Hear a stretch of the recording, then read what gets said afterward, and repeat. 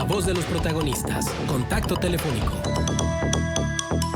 Bueno, pues seguimos con el tema de las elecciones en Estados Unidos ya una vez pasado el supermartes y con el triunfo de Donald Trump, carro completo. ¿Qué implica, a qué se debió que se optara por el republicano expresidente ya del país? Y aparte también, como se vino señalando en los análisis previos, va a ser el primer presidente de Estados Unidos condenado. Es la primera vez que un convicto asumirá la presidencia del país. Y bueno, para hablar de las implicaciones y de lo que se espera y demás, nos da mucho gusto, como siempre, conversar con el doctor Fernando Barrientos, politólogo, doctor en ciencia política. Fernando, ¿cómo estás? Muy buenos días, un gusto como siempre saludarte.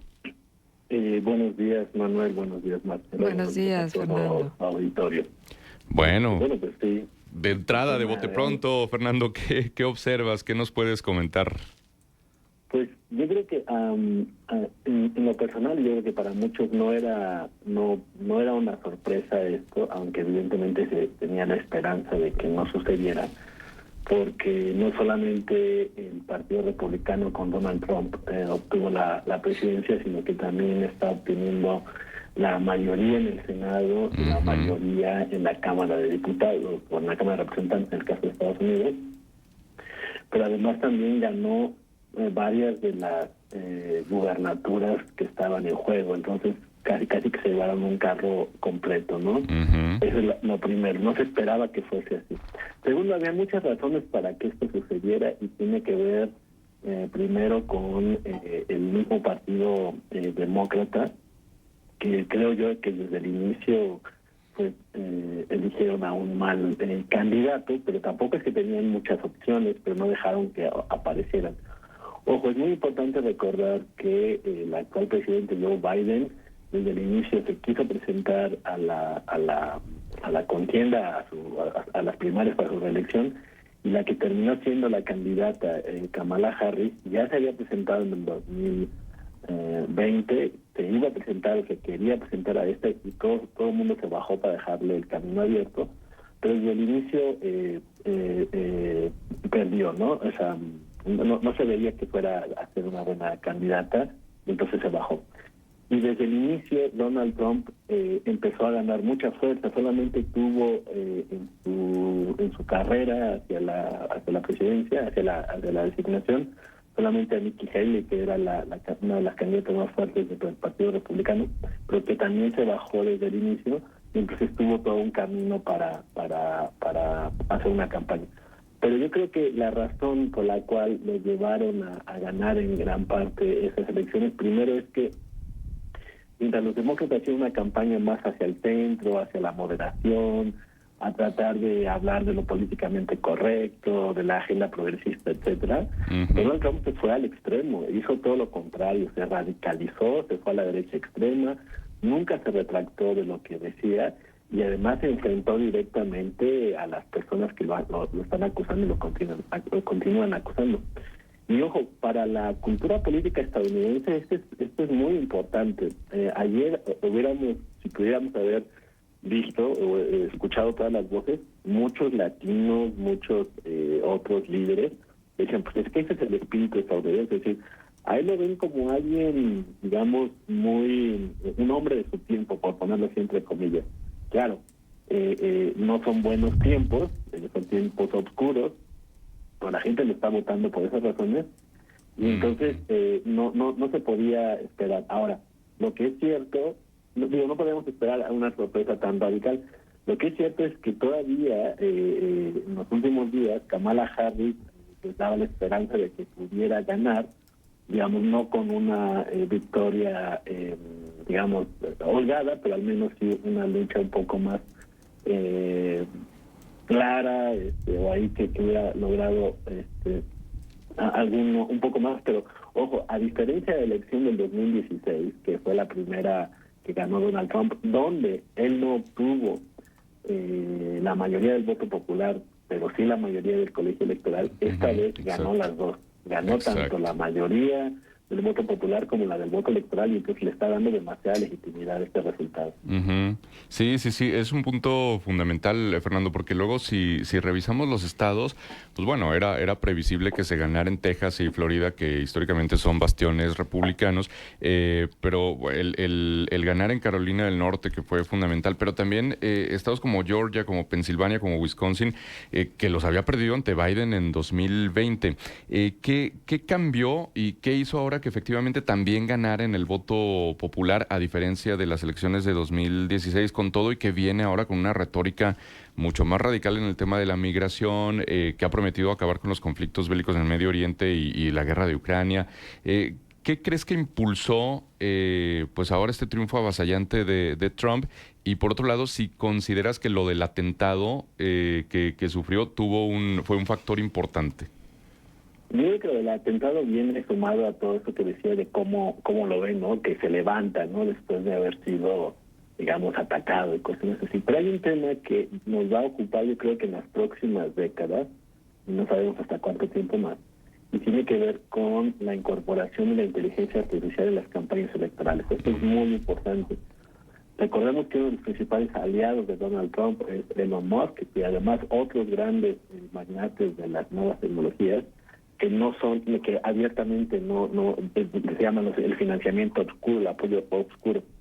Y los republicanos, como los demócratas, pero ellos lo hicieron en menor medida, los republicanos hicieron campañas basadas en la inteligencia artificial. ¿Y qué significa esto? Primero, no trataron de convencer a los, a los demócratas. Trataron de reforzar su voto ya duro, lo que se llama el voto duro, y atraer a aquellos que eran indecisos. Y lo hicieron con campañas diferenciadas tanto en condados como en estados, orientando mensajes específicos para cada comunidad, para cada estado, para cada condado. Y esto es muy diferente a las otras campañas en las cuales se hacen campañas generales, ¿no? Es decir, tienes un discurso general y tratas de convencer con un proyecto de gobierno común para todo el país. Aquí fue la gran diferencia, es que hicieron mensajes diferenciados para cada sector. Y esto tuvo un éxito muy importante. Y ojo, esto va a ser un tema de análisis para los siguientes años, porque no se había visto el efecto central de la inteligencia artificial en las campañas electorales. Esta fue, yo creo que una de las razones que llevaron a que Trump ganara en estos estados precisamente, que son los estados péndulos o los swing states, en los cuales en algunos pues llegó hasta superar más del 50% y se esperaba que no fuese así, ¿no? Sí, cuando se ve Fernando, qué gusto, muchas gracias. Cuando se ve el mapa de los resultados del proceso electoral, pues prácticamente se llevó todo. Solamente algunos pintados de azul, pero prácticamente todo el territorio de Estados Unidos es en este momento republicano. Y Fernando, creo que desde antes de que empezara la votación anticipada, etcétera, se hablaba mucho de las repercusiones del triunfo de uno y de otro para nuestro país. ¿Te parece a ti que va a haber que una cosa es el discurso del proceso electoral y otra cosa es el discurso en el ejercicio del poder? Yo creo que para el caso mexicano no espero, o sea, mi perspectiva sería que no habrían demasiados cambios. En realidad hay una cosa que repitió incluso Donald Trump ayer y en otros días, es que él está en contra de la inmigración ilegal, no de la inmigración en general, ¿no? Entonces, como que pone un punto muy específico, y ese fue un tema central de su campaña. Segundo, ¿por qué no puede cambiar tanto? Pues porque la economía estadounidense y la mexicana están estrechamente vinculadas, más la mexicana evidentemente. El 80% de las importaciones e exportaciones dependen de Estados Unidos, entonces es muy difícil que se mueva esto. Eso que dijo que iba a aumentar los aranceles y demás, es probable que lo haga, pero ya se han hecho en otros contextos, ¿no? Y también quizá ayudaría a que el país busque pues fortalecer su relación con otros mercados. El problema está en que los otros mercados son China, ¿no? Que ya también tiene una parte significativa del pastel.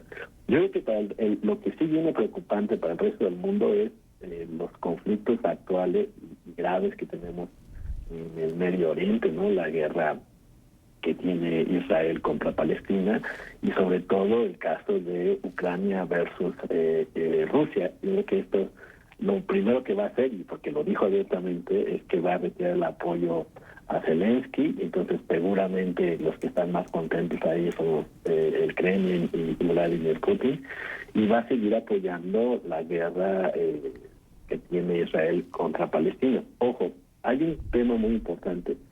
El lobby judío es muy, muy altamente poderoso en Estados Unidos. Es también de este financiamiento oscuro que no se da a conocer.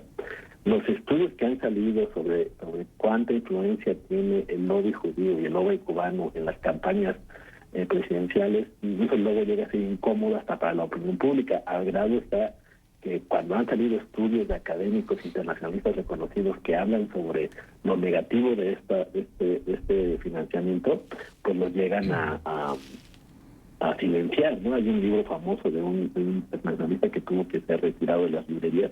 Y ojo, no era un opinólogo, era un académico investigador que dijo, miren, así están los datos. Bueno, en ese sector, o esos sectores de los lobbies también tienen mucha influencia. Y entonces vamos a ver, creo yo, con la presidencia de Donald Trump, cómo se movieron estos factores reales de poder y cómo van a incidir en su propia política. El lobby judío, el lobby de los cubanos, que evidentemente se llevó a que ganara, por ejemplo, o mantuvieran algunos estados como Florida. Recordemos que Florida hace algunos años todavía votaba demócrata, porque hay una gran comunidad latina allá. En Texas, en Arizona, en Nuevo México hay una gran comunidad latina, y sin embargo en Arizona, en Texas, en Nevada están yéndose a votar por los republicanos. Hay que ver mucho más allá de cómo lo vemos desde fuera, cómo los latinos ven desde dentro un discurso como el de Donald Trump que los atrae para votar. Bueno, y eso está exacto. íntimamente relacionado con la calidad de vida y con el rendimiento de sus salarios, de sus ganancias, las oportunidades.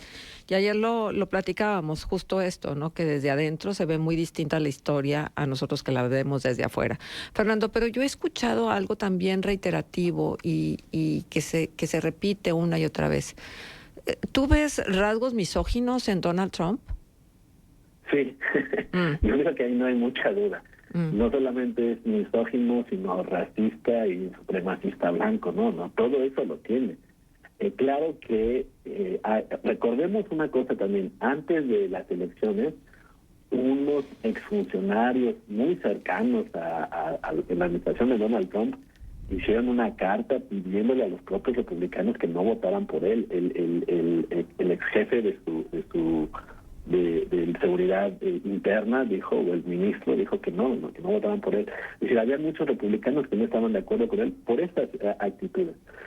Ahora es cierto que el problema que hay ahora es que todavía en la elección del 2016 pudo ser contenido tanto por los propios republicanos, porque era una persona nueva, no se sabía qué tan radical iba a ser su presidencia, etcétera, pero ahora ya lo conocemos, es una persona impulsiva, de supremacista blanco, racista, y ahora si va a tener la mayoría en el Senado y la mayoría en la Cámara de Representantes y la mayoría de gubernaturas, y de hecho se puede poner peor.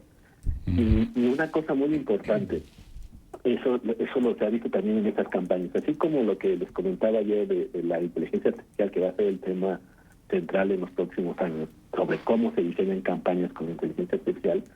Algo que fue característico en estas campañas es que muchas candidaturas se crearon como se hacen aquí en México, diciendo, ¿estás a favor de Donald Trump o estás con Donald Trump? Es decir, por ejemplo, un senador que antes podía hacer su campaña independiente, hoy tenía que hacer su campaña diciendo si estaba a favor o en contra de Donald Trump. El caso más ejemplar, por ejemplo, fue Ted Cruz en California, si no me equivoco. No, en Texas, perdón. Ted Cruz, por ejemplo, lo que él hizo fue, al inicio lo denostó, lo criticó, lo calificó de todo lo habido que se podía decir de él, y al final tuvo que retractarse, porque si él se ponía en contra de la candidatura de Donald Trump, seguramente perdía su escaño en el Capitolio. Y ojo, y no solamente fue el caso de sino de otros. Entonces sí, tiene todas esas características, pero lo que decía hace rato, nunca mintió, y nunca se retractó, nunca dijo yo no soy machista, o no soy supremacista blanco, o no soy antiinmigrante, no, él lo dijo y casi hasta se enorgullece de ello. Ujú. Sí, exacto. Muy bien, Fernando, pues habrá muchísimo que analizar y nos encantará contar contigo para ello. Te agradecemos muchísimo, como siempre, esta conversación. No, muchas gracias a ustedes, un saludo a Marcela, Un saludo. a ti, Gracias, Manuel, Fernando. un saludo a todos los auditores, muchas gracias. Gracias. Hasta pronto. Es el doctor en ciencia política, Fernando Barrientos. Vamos a la pausa, 8:48, 14 grados temperatura. Regresamos enseguida. Contextos. El programa líder en la radio hablada en La Laguna.